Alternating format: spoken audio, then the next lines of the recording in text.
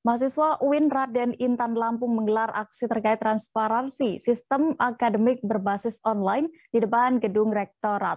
Aksi demonstrasi yang digelar hari ini, Rabu 15 Desember pagi tadi sempat ricuh. Massa saling dorong dengan petugas keamanan ketika dihalau untuk memasuki gedung.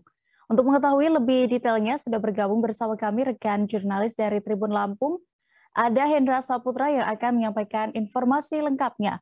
Halo rekan Hendra. Halo, selamat sore rekan Dia. Iya, silakan dengan hasil pantauan Anda tadi, seperti apa jalannya demonstrasi oleh mahasiswa UIN Raden Saleh Intan ini? Untuk jalannya aksi demo tadi ada ya, masa aksi menuntut rektorat khususnya untuk terkait transparansi sistem akademik berbasis online ya. Untuk di pantauan kami sendiri tadi terlihat masa aksi dialami sedikit kericuhan ya, aksi saling dorong antara mahasiswa dengan pihak keamanan kampus. Itu dikarenakan memang masa aksi ingin menerobos masuk ke gedung rektorat, seperti itu ya. Ya, lalu apa saja tadi tuntutan dari para peserta demo? Untuk tuntutan yang kami dapat informasi saja ada 5. Yang paling utama tapi terkait tentang transparansi sistem akademik ya. Yang kedua itu ada juga terkait tentang adanya kompensasi bagi mahasiswa yang belum sempat membayar UKT, itu diberikan kompensasi beberapa bulan ya, tidak langsung di drop out seperti yang terjadi di kampus UIN.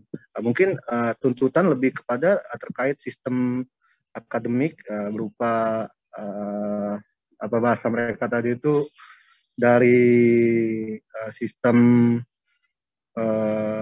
online ya, memang yang sekarang ini sifatnya makin mempersulit mahasiswa untuk pengisian KRS khususnya ya. Seperti itu deh. Ya, lalu saat jalannya selama demonstrasi ini, apakah akhirnya ada pihak dari rektorat yang menemui para mahasiswa? Oh iya deh, sekitar 1 jam ya mungkin mereka tadi berorasi di depan gedung rektorat. Akhirnya pihak rektor sendiri dari Universitas Islam Negeri Raden Intan Lampung ya yang menemui para mahasiswa untuk mendengarkan apa yang menjadi tuntutan mereka, dan tadi juga ada juga penandatanganan fakta integritas terkait apa yang menjadi tuntutan dari rekan-rekan mahasiswa itu akan dievaluasi kembali, dan dari mahasiswa sendiri juga memberi waktu kepada pihak rektorat itu 7 hari selama dimulainya aksi. Apabila memang apa yang menjadi tuntutan mereka tidak dievaluasi dan tidak dijalankan, masa aksi akan kembali melakukan demo secara besar-besaran. Itu yang kami dapat informasinya, Dea. Baik, terima kasih rekan Hendra, dan berikut Tribuners akan kami tampilkan hasil wawancara jurnalis kami bersama koordinator lapangan aksi, yaitu Lucky Pratama selengkapnya. Untuk tuntutan sendiri apa yang menjadi tuntutan tadi? Yang menjadi tuntutan itu, kami itu ada kisaran 5 yang memang semuanya berkaitan dengan sistem akademik. Jadi pada intinya kami menuntut yang pertama itu penyelesaian terkait sistem akademik. Karena sudah dijelaskan, mungkin abang tadi juga sempat mendengar pembicaraan saya dengan rektor, bahwasannya mereka ini wajib menyelesaikan 7 kali 24 jam karena sedang peralihan dari si Ariel ke si Akad. Itu Bang. Yang lainnya? Nah, selain itu yang kedua juga kita minta transparansi tentang keuangan si Ariel ini. Karena begini Bang, itu kan dikatakan proyek sih Bang, peralihan itu kan proyek, uangnya juga banyak. Nah kami tidak tahu arahnya ini kemana, sedangkan selama 1 tahun ini tidak karuan. Kayak mana ini? Arahnya kemana Bang? Bukan uang kecil yang jelas. Nah, kemudian yang ketiga Bang, yang ketiga itu dia berbicara tentang pembenahan sistem akademik Bang. Yang mana bagaimana caranya sistem akademik itu harus dibenahi keseluruhannya. Karena bukan cuma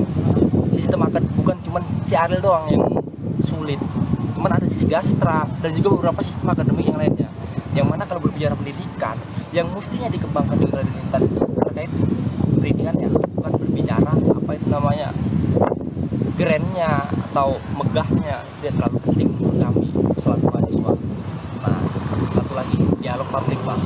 Kami menginginkan adanya dialog publik pasca ini. Kenapa kok kami menginginkan adanya dialog publik? Karena setelah ini kami takutkan ada suatu kebijakan yang berat sebelah. Makanya harus ada dialog publik antar mahasiswa dan juga birokrasi. Kenapa begitu? Dengan begitu ada benang merah yang bisa diambil oleh birokrasi dalam mengambil kebijakan dan itu berpihak pada mahasiswa. Itu, Bang. Terima kasih sudah nonton. Jangan lupa like, subscribe, dan share ya.